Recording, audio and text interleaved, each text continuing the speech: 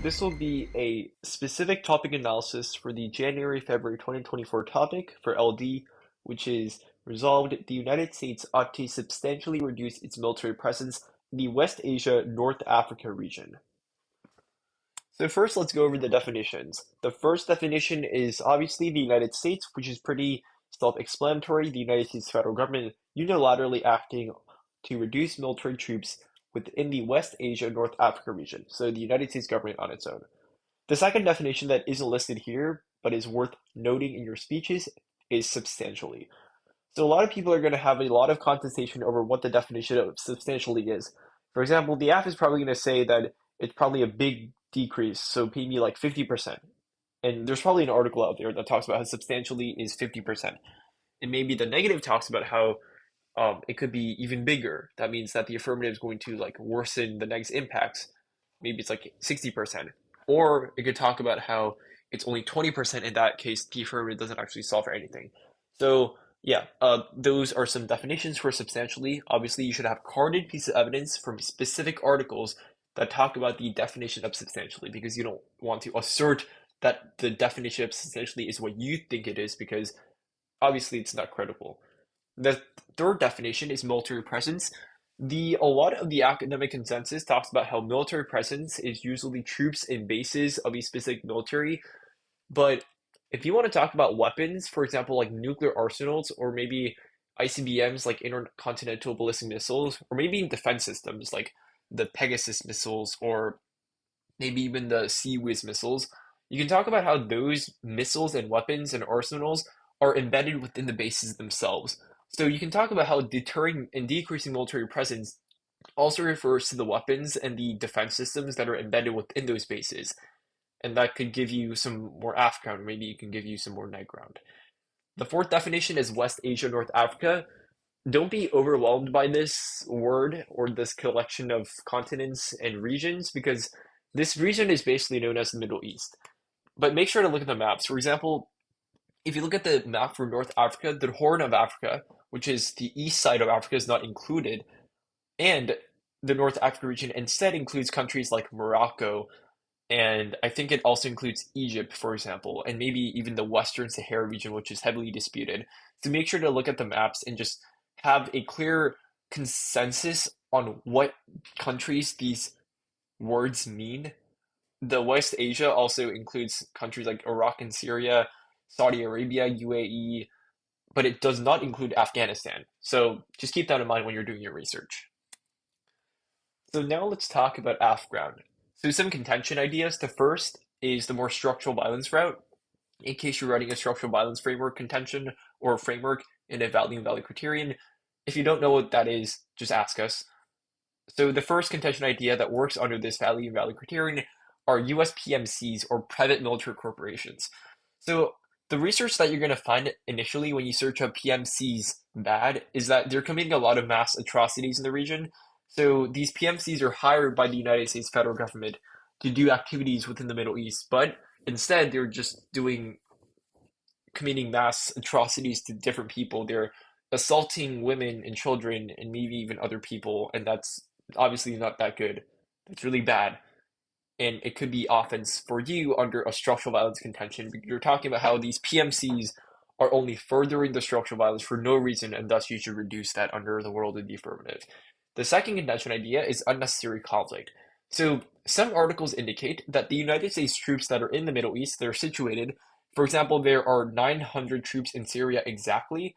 A lot of these troops serve no practical purpose, and that they are not there to fight other people or like fight terrorist groups, because a lot of these terrorist groups, a lot of them have been defeated already. So a lot of these troops are serving simply a symbolic purpose of the United States symbolically saying that they would support the Middle East. So they're just sending a couple of troops to the Middle East, and they're just hoping that everything goes well.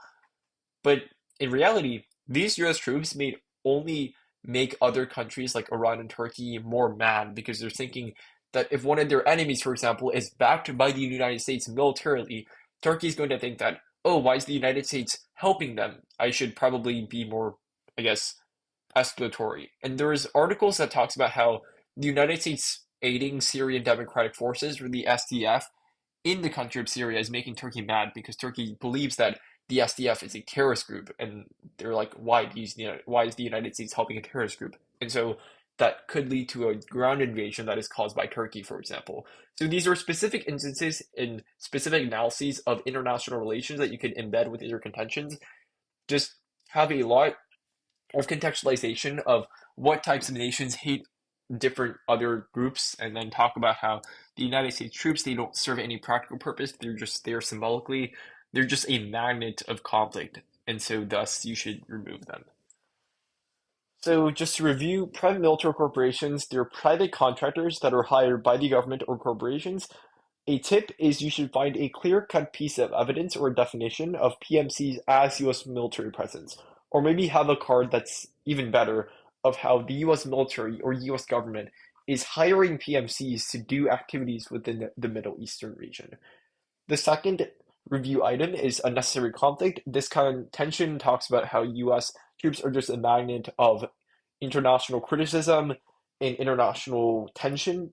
There are two scenarios. The first is the U.S. troops are currently working with the Syrian democratic forces in Syria, which the Turkey doesn't like. The Turkey does not like as the SDF.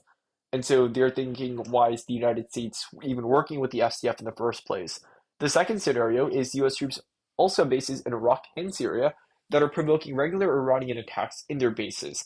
Again, Iran is like, why are you, the United States, helping our enemies? And so thus, let's go to war, or maybe I'm going to do a ground invasion. And the examples don't stop here. You can have more research, and there's probably more articles about different instances where US troops are going to provoke unnecessary conflict. And the impacts of conflict is death or even a conflict fueling inequalities and even terrorist activities. So basically, if you have a utilitarianism value criterion, you would want to make the argument about how conflicts they cause a lot of death during the time of war. But also, when there is a conflict, the government is more likely to be unstable. And thus, if the government is not held accountable, terrorist groups are going to start running rampant across the country because the government is too busy fighting in a war, and thus they will not be able to hold these terrorist government or terrorist organizations accountable, and thus that may even cause even more conflict, which is a structural violence take to your value and value criterion. So now let's talk about net ground. The first contention idea is deterrence or regional peace. This argument talks about how the United States military presence is a key point of deterrence in the highly important areas. For example, the Strait of Hormuz is a strait in the Persian Gulf, which is a really important, essentially, like it's a choke point. So there's a peninsula, and directly perpendicular to the peninsula, there's like a slab of land. And so there's like a very small gap in which the ships have to pass through in order for trade between the Indian Ocean and the entire, I guess, Middle Eastern region can take advantage of. So I guess, yeah, the Strait of Hormuz, 20 million barrels of oil pass through it every single day, which is extremely important in terms of economics. The United States military stabilizes this region during times of war, like the Israel and Hamas conflict, just in case the conflict could spill over into this region, which is really important for global economic growth. The United States military presence is like the thumper in that it prevents all things from going wrong by simply having U.S. military presence. And so, as the negative, you want to prove that the United States military presence is not a symbolic presence, but rather a practical actually serves a practical purpose, that it actually decreases conflict, actually does things that are key to deter conflict in the first place. Another example is the Suez Canal. This is directly near Egypt, I believe. It's also a very important trade route for ships in the maritime industry. If this region were to go completely unstable, that means that a key maritime choke point of economical trade is going to completely get shut down. That is very bad for trade, and thus the United States military presence is key to deter conflict within the region. So these are regions, and this is more economical impacts, but you can find other impacts. For example, you can easily make an argument for conflict overall. For example, U.S. military presence is the only way for us to deter the Israel and Hamas conflict from going regional and growing and going into other areas as well. So maybe the United States military presence is key to just deter general conflict, or you can be more specific and talk about economics. The second contention idea is oil assets. U.S. military forces in the Middle East also protect against oil price fluctuations by protecting the assets directly. However, if the affirmative were to reduce military presence in the Middle East, that means that a lot of these oil assets are going to be vulnerable to foreign terrorist organizations or maybe even the government.